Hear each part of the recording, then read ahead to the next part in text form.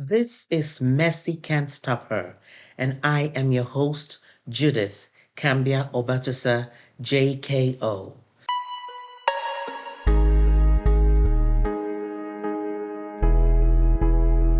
Welcome to this episode of Messi Can't Stop Her, a podcast where we share the stories of women who did not let life's chaos, life's challenges around them stop them from reaching for more.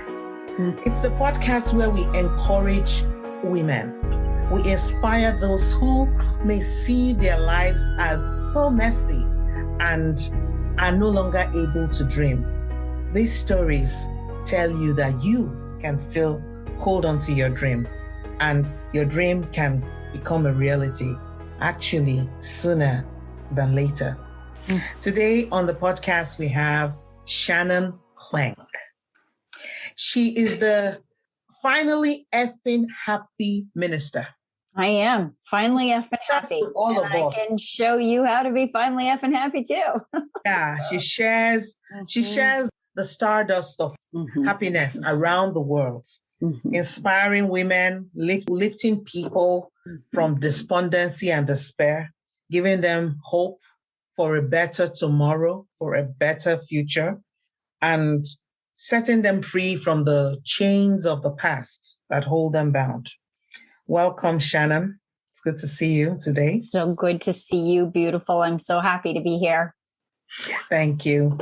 So, according to Shannon's biography, I'm just going to read the first 4 words. Oh, I'm so excited. The first 5 words in her bio. Shannon is a kick-ass. It's true. I don't know what that means.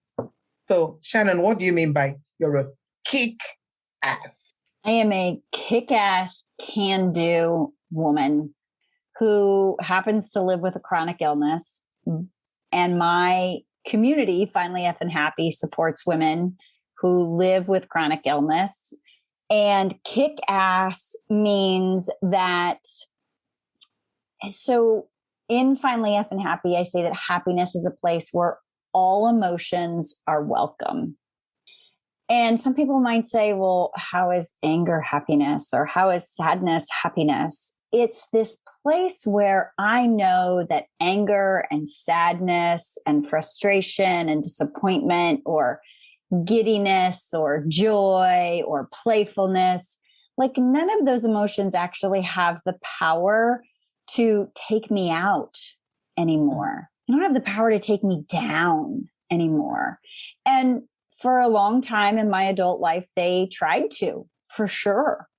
And so this kick-ass can-do energy is very determined, not necessarily focused, because I'm a little scatterbrained much of the time. But I am not about to let chronic illness. I am not about to let a childhood of trauma. I am not about to let bad relationships define my life. They're a part of my life. They're a part of my story. They will always be a part of my story, but they don't need to define my today. Awesome. I love that. And there goes the beginning of this conversation. These 3 things she talked about, chronic illness, bad relationships, and what was the third one? Traumatic childhood. And traumatic childhood will not define Shannon. So traumatic childhood, chronic illness, check. Bad relationship. Oh, check. I've done many of those. That's a tentacle. Tentacles of challenges that can pull us down. Yeah. So I want Shannon to please go back to the past before you started this ministry of Finally Effing Happy. You were in that mess. Tell us about that mess. Well, there are lots of messes I can tell you. I think the piece that is most impactful, particularly for your audience, because I just love the title of your podcast, because I have done it so incredibly messy. I mean, messy. I have done it messy. And it's been okay. It's been absolutely okay. And so I can go back to the place where I was pregnant with my son.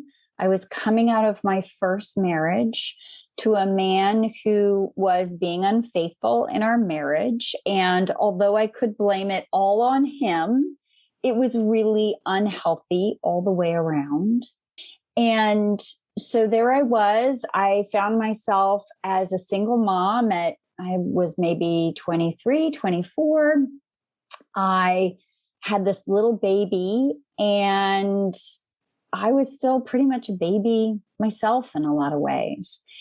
And as I held this little boy in my hands, I knew beyond a shadow of a doubt, when we're in our early 20s, we have such visions of what we want our life to be and who we think we are and our dreams, whether they're career or family, or we want to run a marathon or whatever our dreams are at that time.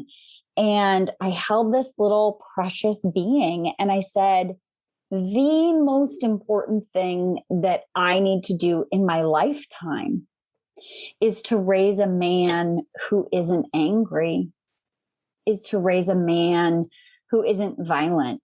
It wasn't like, oh, I have this baby now. No, I'm going to raise this baby into a man. And what I knew intuitively was that I had so much anger still about my childhood. And I couldn't fake that. I couldn't teach him to not be angry and be so angry myself. And hence my trauma recovery journey began. And it began probably, when I say to my son today, he's now 26. He is the love. He is just charming in every way, if I do say so. He is. He's just he's a really good human being. But I have since said to him and apologized and said, you had to grow up with me. And I'm sorry, you didn't have a fully baked mom. And I don't know how many of us actually do get a fully baked mom. I don't know how many people are that lucky that their moms are really solid and secure by the time that they're born. But I've said to him, you didn't get a fully baked mom, and you sort of grew up with me. Right. I started my trauma recovery and I started to grow up and as he was growing up. And so through those years, it became really important for me to not let those old messages win. So I really believed that I was lower than whale poop.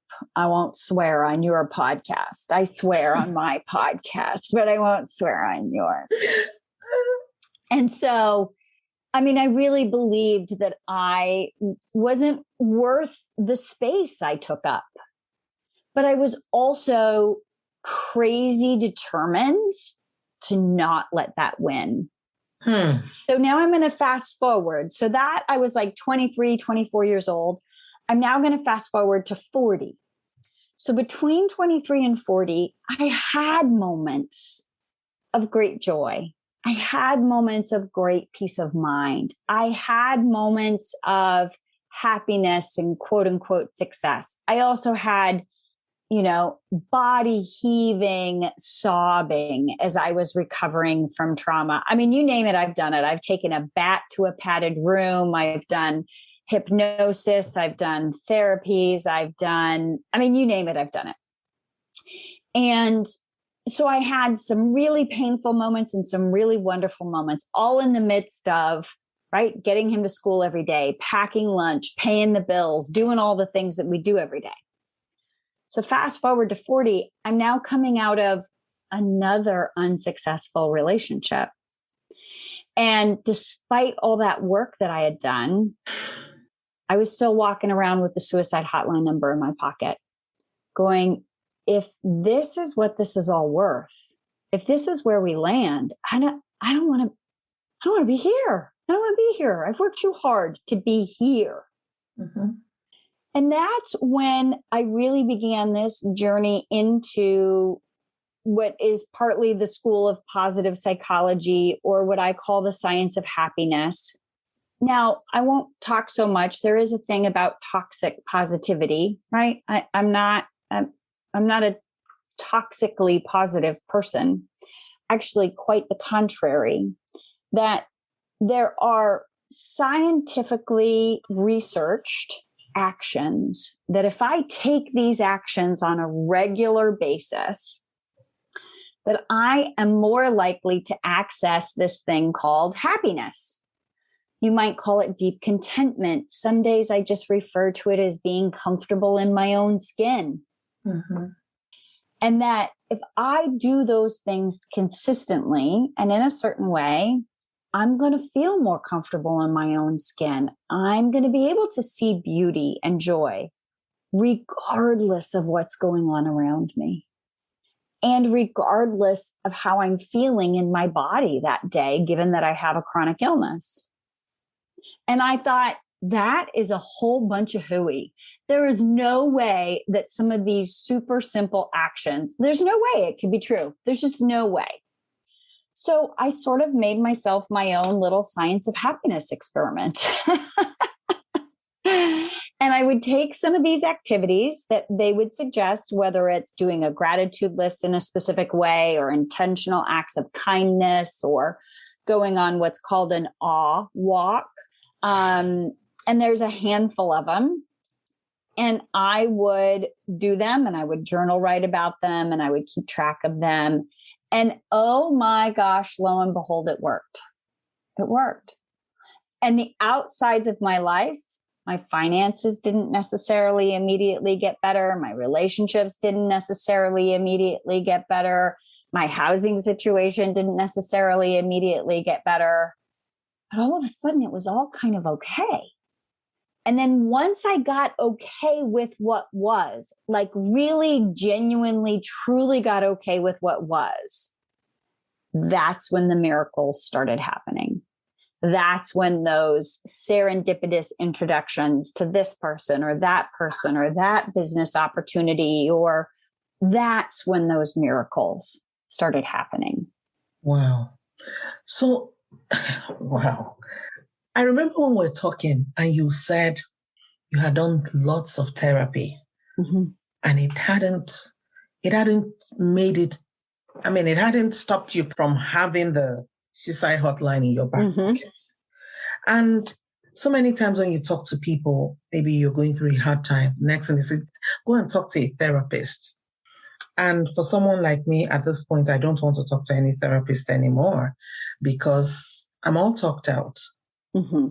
And I feel that no matter how well-intentioned a therapist may be, it's the work you do yourself mm-hmm. that will actually help you. Yeah. So if the therapist tells you all the good stuff and you don't do anything, and you just keep going once a week or thrice a week or how many times you go to see the therapist, it's not going to change your life's situation. Mm-hmm. So I would like you to talk about the moment where the change happened for you, where it wasn't about you talking, but now about you taking responsibility to do.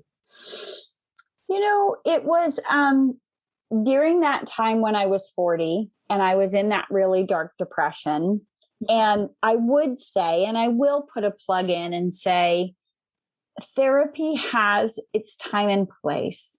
Mm-hmm. And it is very important. If any of your listeners are in a depressive or bipolar or suicidal situation or considering harm of any kind, absolutely reach out to professionals. That is absolutely.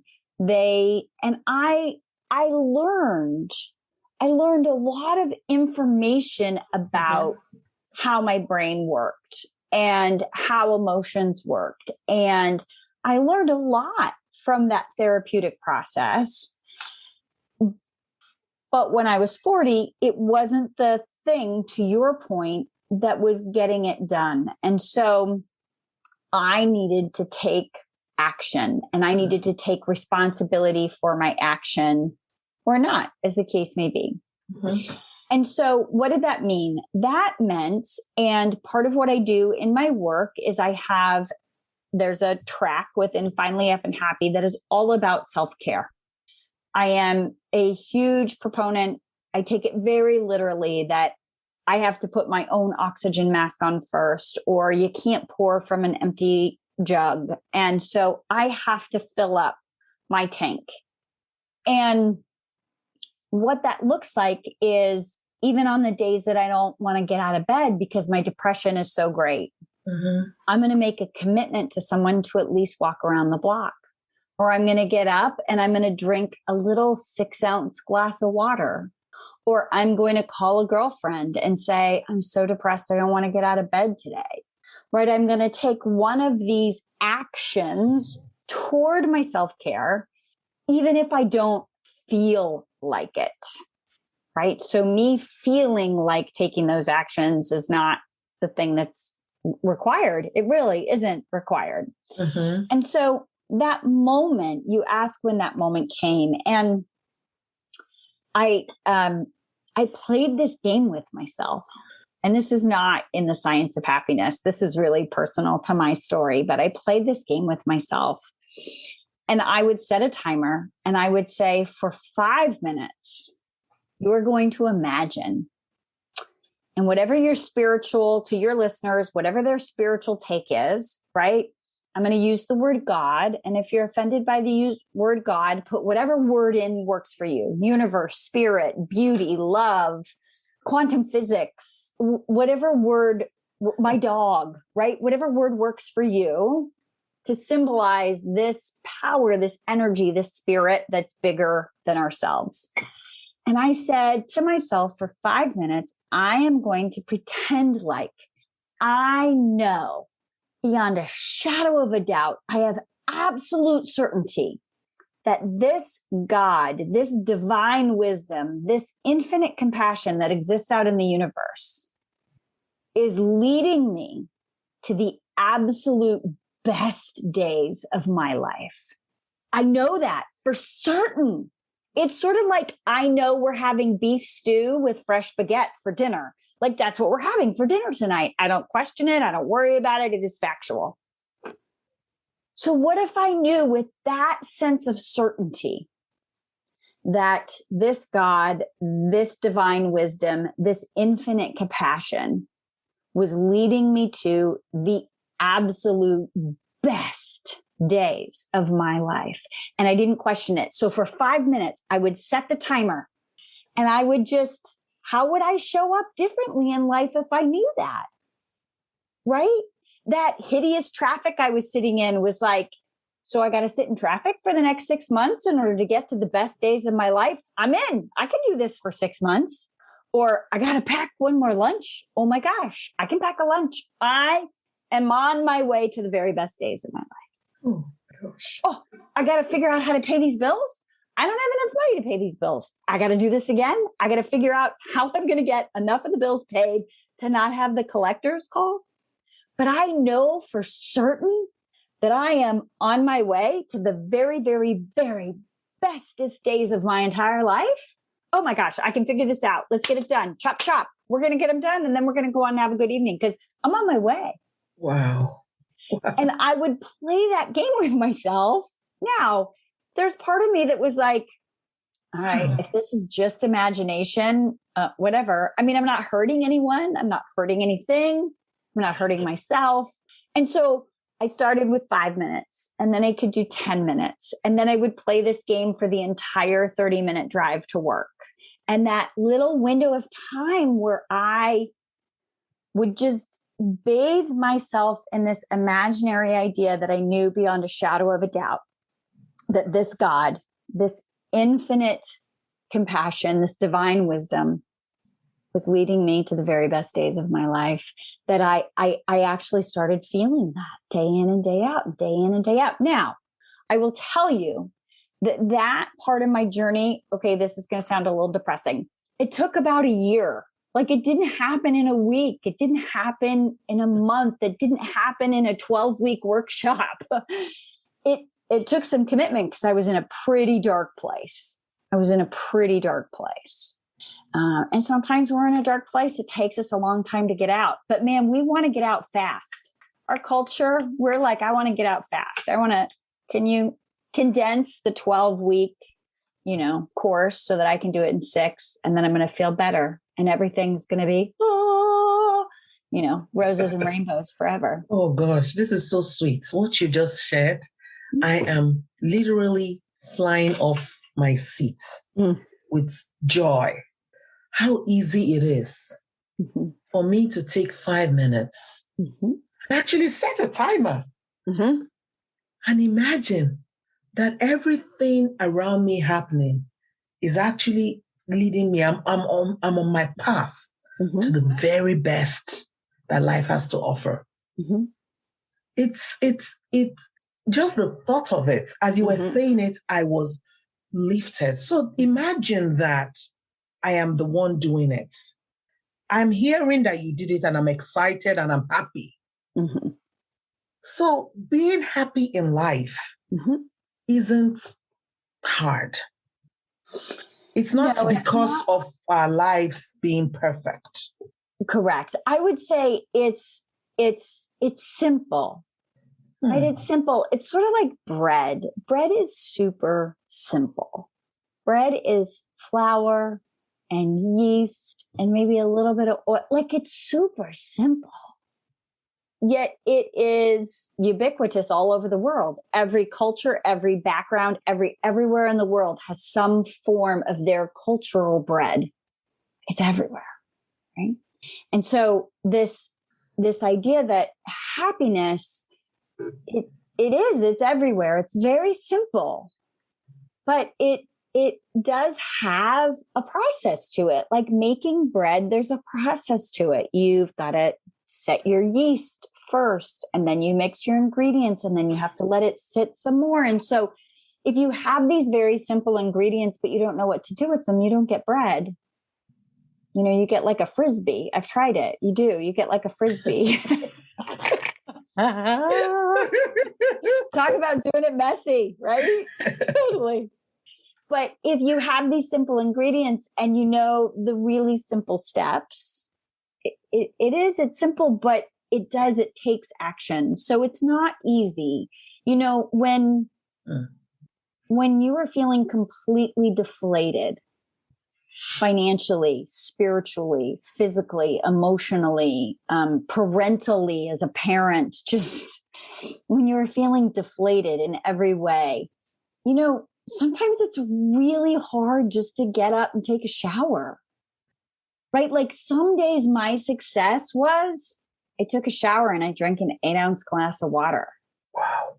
But what I learned to do was to celebrate that. As opposed to, Shannon, you are a hardworking, like super smart woman. You should be able to do much more than that, right? So like the beating ourselves up part. Yeah, no, thank you. No, thank you. I hear you. Thank you for your participation. Have a seat. Can I get you a cup of tea? We're going to let the kind and loving part of Shannon respond now. And the part of Shannon that would say, way to go, you. You got up, you took a shower, you drank an 8-ounce glass of water, and you didn't even want to get out of bed. And so celebrate. I mean, seriously celebrate the baby steps, the little successes, because it's the little stuff that can be so incredibly hard. Yes, it is. So I have 2 questions. So let me ask the first one. The first one is about this celebrating our successes, those little tiny steps. When you talk about that and you describe the negative talking part of us and the positive talking part of us, and many times the negative is winning. That's why we're very sad. So, but this process helps the positive to win, I believe.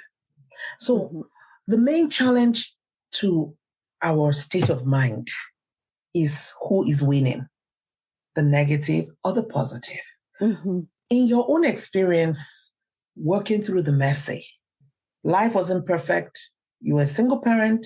You had financial challenges, shelter, everything. Everything was happening together at the same time. And it had been going on for a while, from one relationship, the next one, and all that. How did you combat? I know you kind of described it to us. Can you just break that down a little bit more about making the positive voice more listened to, or listening more to that positive voice, or giving the stage more to that positive voice? It's so easy. And I think it's a default that's allowing the negative. You just find yourself in this unending cycle of negative thinking, beating yourself up. How did you combat that? Because I know it didn't take like you said, it's like a year or 2 years, but how did you continue that process?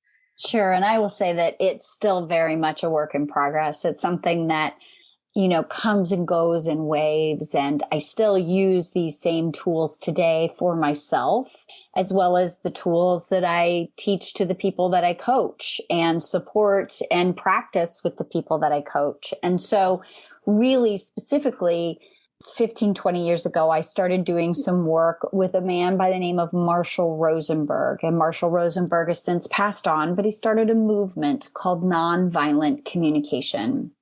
And one part of his communication method, this NVC as it's known, is about self-empathy. And it was doing this self-empathy work that actually I learned, and I'll walk you through like really rudimentarily these steps. I learned how to take that negative voice, actually listen to it.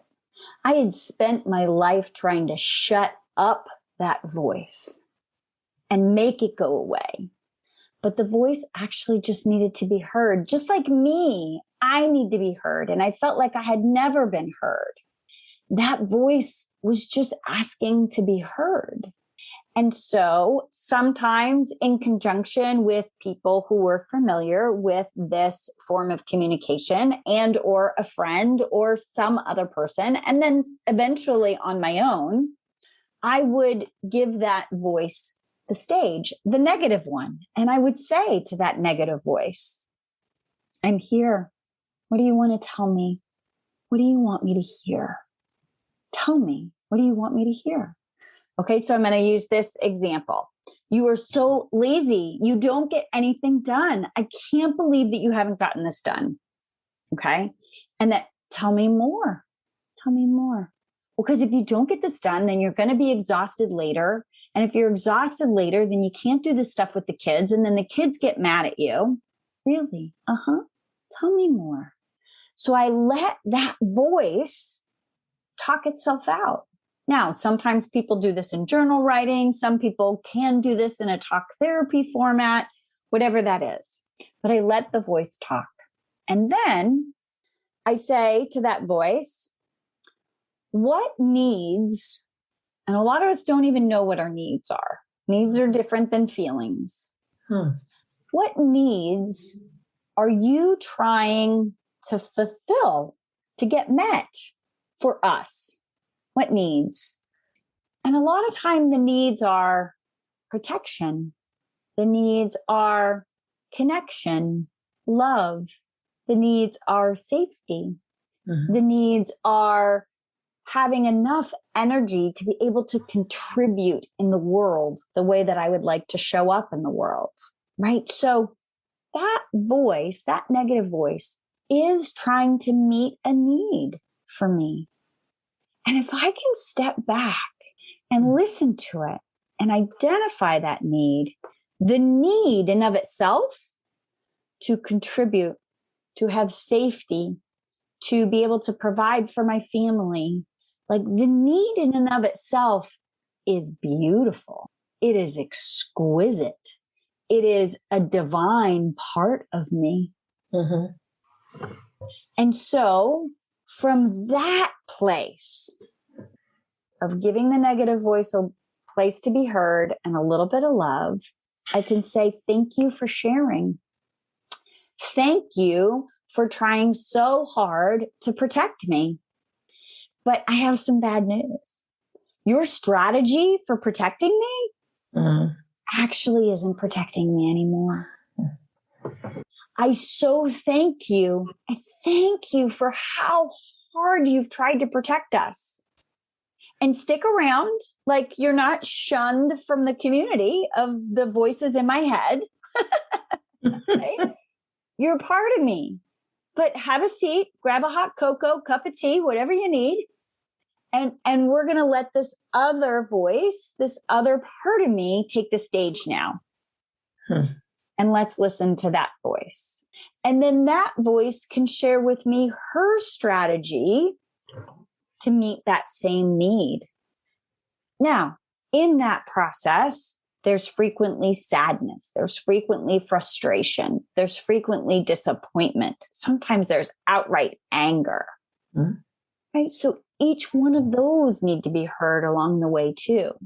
So in the beginning, this process can take some time. And most of us women say the number one thing we don't have is time. Yep. But I promise you it's worth it, because I get to the other side of this process. And this is so far beyond affirmation. It's so far beyond affirmation. Because the turnaround, if you will, that comes out the other side is really authentic to me. It's authentic to me. And so when I say whatever that turnaround is, I worked on something this morning, and I will tell you that and what I worked on this morning was around, so because of my chronic condition, I frequently have very low energy, and that's frustrating. And what came out of that was some real sadness about the fact that I'd actually spent my whole life like this. And as a result, I tend to get sort of overprotective of my energy, which sometimes keeps me from doing things that I really want to do. And so anyways, in this journey, I know it probably won't make sense to someone who's listening because I'm giving the really short version, but I'm talking about my to-do list and what spits out the other side of this process, this like sausage making machine of feelings and needs and negative and positive voices, which I call befriending your inner critic. What came out the other side is I am love. That's what came out the other side is I am love. Not, I'm going to have a super great productive day, which is a very wonderful affirmation if that feels genuine for you. But this process for me was about my sense of self-identity. And when I embraced, I am love. I am also someone who has low energy, and I am love. I was like, hot dang, let's get on with our day. That's good. That part of me that was sad and disappointed and frustrated, gone. It's like magic, like pixie dust. Wow. I'm glad you talked about the issue of time, because I was going to ask you how long it would take, because we want it done very quickly. We have so many things to handle as women, and we just don't have the time to spend so much time having this conversation with Miss Negative and then Miss Positive. But you're saying we just have to keep trying. We do. And so for me, I found a circle where I could learn this skill, right? And I offer a circle where women can learn this skill and come set aside a time to learn the skill. And then I now do this skill throughout my day. I do have my prayer and meditation time in the morning, and sometimes I'll have some prayer and meditation time later in the day. But I'll do it throughout my day. I'll do it while I'm cooking dinner. I'll do it while I'm folding laundry. I'll do it while I'm, right? It can be ultimately incorporated into your day. So, I mean, I love it when I have time to sit down and quietly reflect and do this process. But who really has that kind of time all the time? Yeah. So in the show notes, we'll have a Finally Effing Happy. You can find me everywhere at Finally Effing Happy. Yes. We'll have the links to Shannon's contact so that you can contact her about the groups. She's got groups where you can learn the skills, because I want to learn the skills myself. I need them. And it's so easy to find. You look back at life and find that for the last 3 decades, you've been struggling, you've been sad. Right. And what's the point? I think life is a privilege, and it ought to be enjoyed. However, I don't know how we all got to be this way, where most of our lives are spent. It's so sad. Mm-hmm. Yeah, I don't know. So one of the day-to-day techniques that I use, particularly when I'm feeling just not as connected and tuned in to my appreciation and gratitude as I would like to. And it's really simple. Instead of saying, I have to pack lunches today, or I have to pay the bills, or I have to pay this bill today, or I have to call this family member today, is to just literally say out loud, I get to pack lunches today.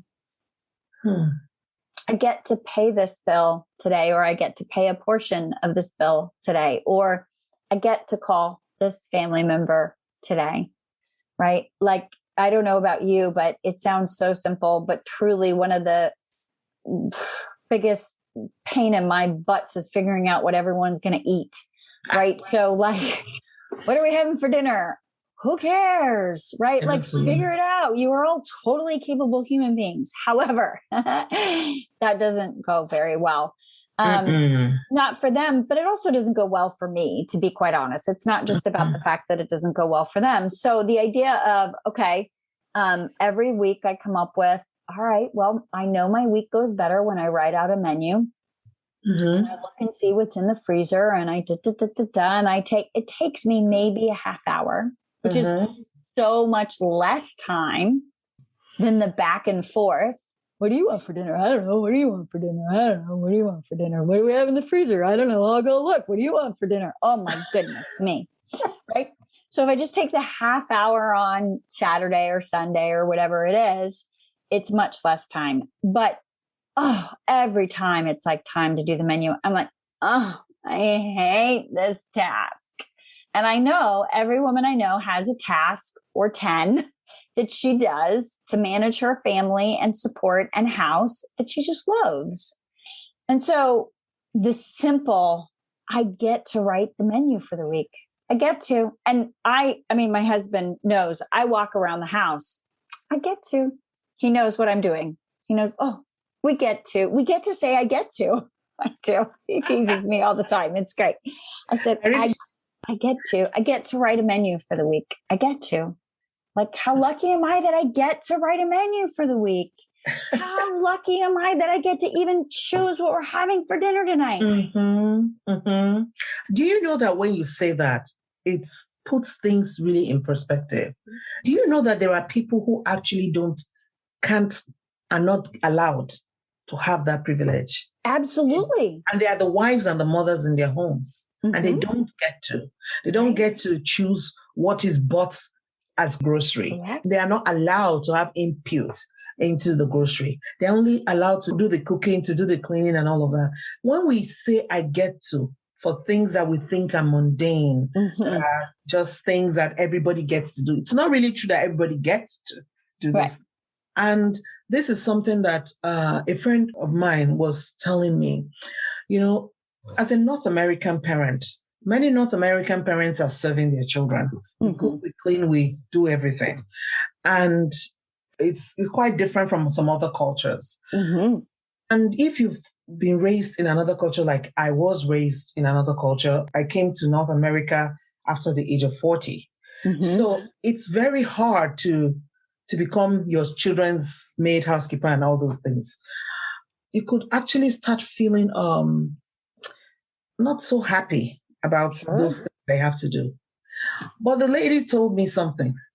You need to be happy that you get to do those things. And another person mentioned how his child left home before grade 12 ended. And the child never got to finish grade 12. Because the child was really giving a lot of trouble. So this other person was like, I must keep my child till she finishes grade 12. Of course, the girl left immediately after she finished grade 12. But there's something about the difference. The person who had experienced their child leaving earlier, even though the child was really stressing out everybody, wished that they had gone the extra mile to keep that child at home. So when we say we get to do things for our children, I am a mother of a child, an angel that has gained their wings. My first child is a twin. So my twin child, one of them passed a few months after she was born. I don't get to cook for that child. I never got to cook for her. I never got to choose her clothes after she left this earth when she was like 2 months old. I don't get to have moments with her that I can have with her twin sister. Every moment that we have with our children who, especially in North America where we serve them, and it's hard to serve these children who are many times entitled. It's still a privilege. We still need to be able to say we get to. Because if things go the other way, or if you meet a parent who doesn't have that privilege, maybe you understand what it means what it is as a privilege that we get to do these things. So I think this idea of saying I get to, especially when the task is not something you enjoy, speaking it out. There's something that I heard about this idea of speaking it out. Because when you speak, you hear yourself. And when you hear yourself, your mind registers it. Maybe because you are the Minister of Happiness, you might be able to explain this a little bit more, the what happens when you speak out the positive. Sure. Well, it's what I refer to as the magic magnifying mind. And people can't see this because we're on a podcast, but you can. And right here next to my desk is a magnifying glass. And a girlfriend of mine gave it to me because it reminds me that when I focus on the good gets bigger. It multiplies. When I focus on the bad gets bigger. It multiplies. Now, that's not to say to ignore the bad or pretend that the bad isn't there, because sometimes the bad is. But when I spend my day focused on it, it will continue to grow. And so I get to choose where I put my focus. That I always have power over. Even if I'm having a total fatigue episode as a result of my chronic illness, or even if my kid is totally losing it over here, like I have a choice where I'm going to put my focus. Oh, so sweet. We get to choose where we put our focus. And whatever we focus on gets bigger. Absolutely. And people say to me, I don't have a choice. I don't have a choice. We always have a choice. And if you question that, I would encourage you to go read, Viktor Frankl's book. Hold on. I've got it right here. Hold on.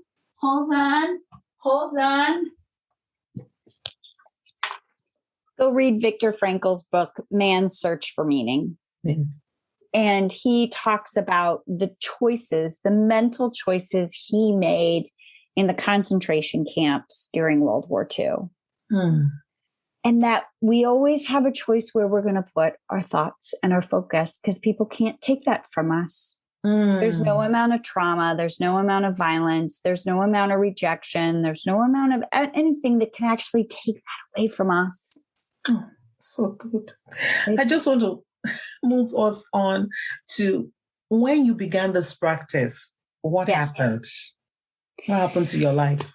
I think that I would say that it's, for many years, it was sort of a 2 steps forward, 1 step back, right? So there would be progress, and then something would come up and it would remind me of the old days. And I would feel like, am I going backward? And then I would remind myself of that practice. No, right? Just what if you knew beyond a shadow of a doubt that this divine wisdom was leading you to the absolute best days of your life? And so the journey, and I would say that I remember the moment explicitly. So it had been about 2 years of really actively participating and practicing the science of happiness practices, following the 7 scientific elements of happiness. It was about 2 years of being as consistently inconsistent but persistent as I could be. And I was on a plane and I hadn't seen beauty in a long time. I sort of thought that beauty had left my life. And I was on this plane and I looked out the window and there were these big, beautiful, bushy clouds against this sparkling blue sky. And it was so exquisite and so beautiful. And I could see it as beautiful for the first time in like 2 years in my life. I had been in such a dark place. And I'm on this plane. I don't even remember where I was going to or from. And I just started bawling because I saw beauty. Something looked spontaneously beautiful to me again. Wow. And I remember this feeling like, oh, that door is not shut forever. It's going to come back. Right?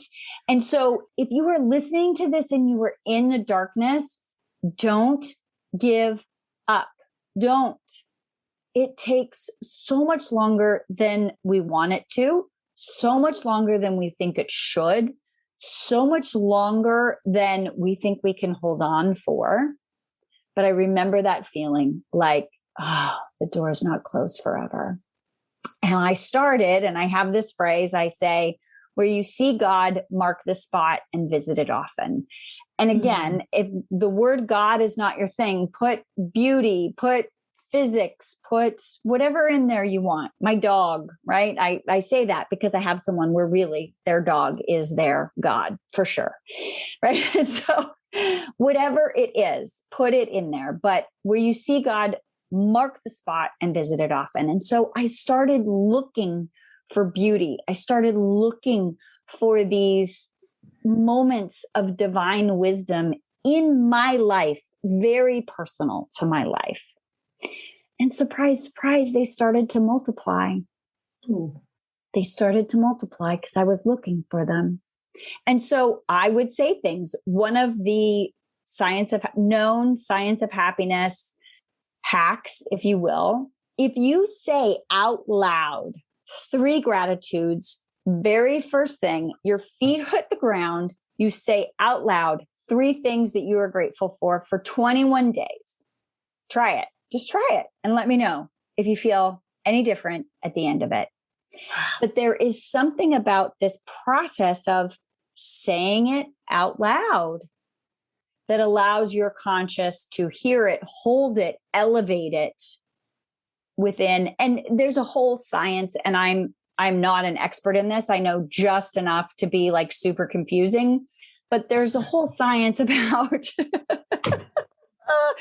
or maybe messy is a better word, right? There's a whole science behind brain plasticity and neurons that fire together, wire together. So when I take a concept, an idea, and I use it in multiple modalities, I say it, I write it, I see it, I put it on a piece of art, and then I look at the art. I do that while I'm burning my most favorite grapefruit essential oils, right? So we enhance every possible sense. Right? The neurons in our brain are going to fire and wire together, but we have to do that consistently enough over a period of time in order to rewire some of those neurons. It's so good. And so the saying it out loud piece is another element of that. Wow. Is there anyone who wants to join us on the 21-day thing? Let's do it. Send me a DM and let's do it. Because this is so good. We all deserve to be happy. God created us to be happy. I spoke with someone who said that that's it. We were not brought here to be sad and gloomy and doomed to failure. We are on earth to enjoy the life that we have. And anything that will help us enjoy it, I think we should all grab it and not let it go. So finally effing happy. Mm-hmm. Shannon is finally effing happy and she's helping other people get to that place. I would say that last piece, and I think that that's important.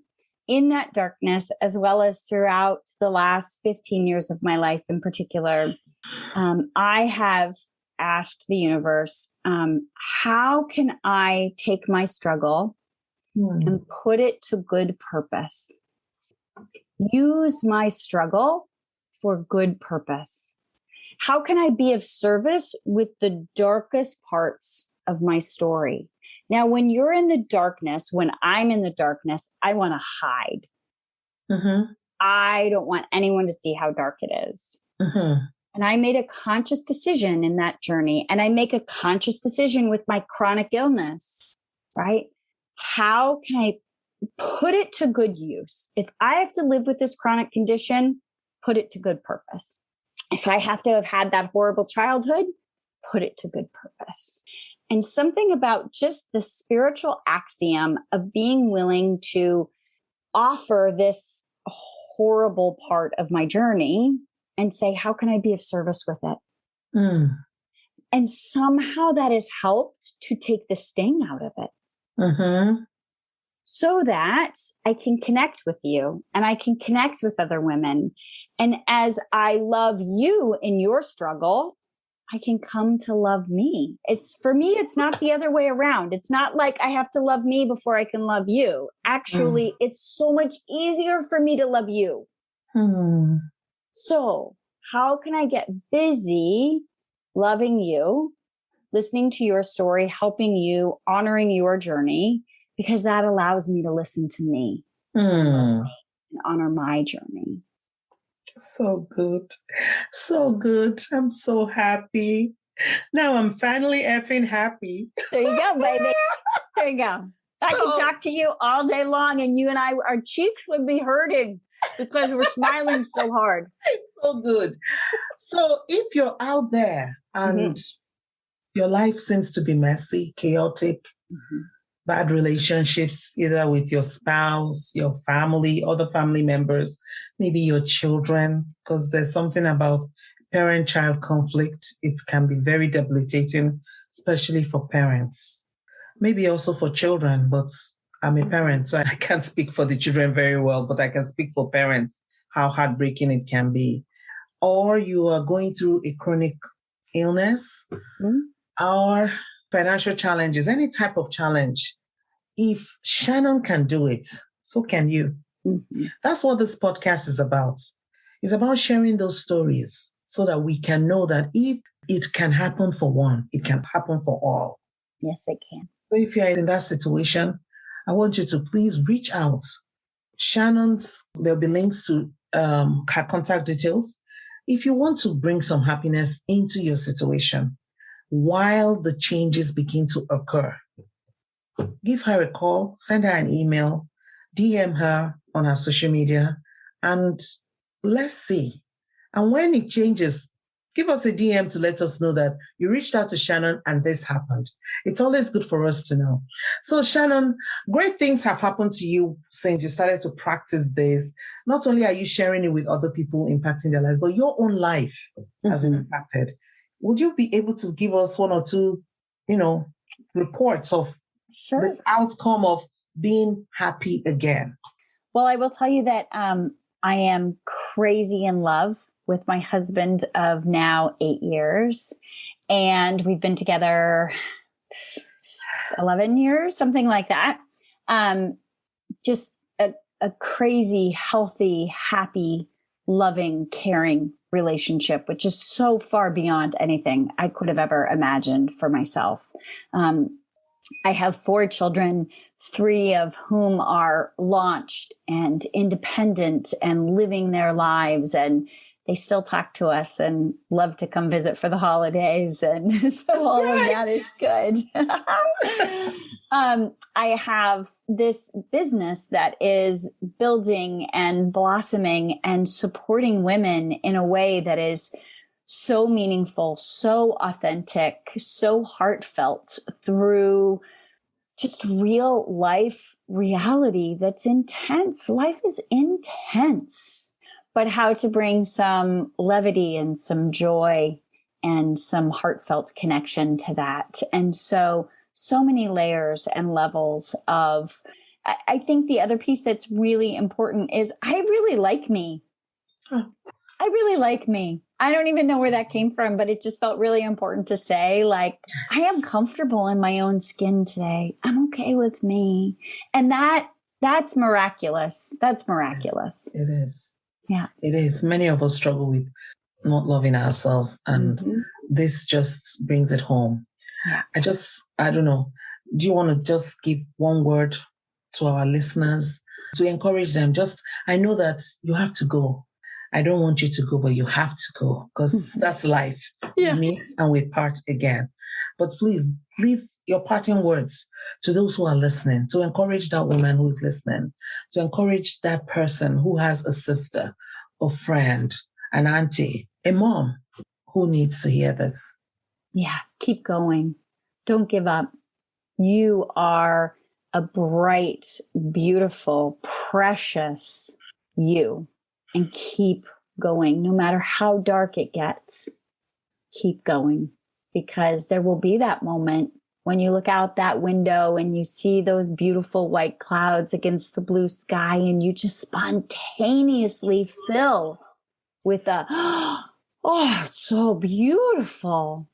The door is never closed completely and forever. It will open again. Just don't give up. Keep going. Grab our hands. Stay close. And keep going.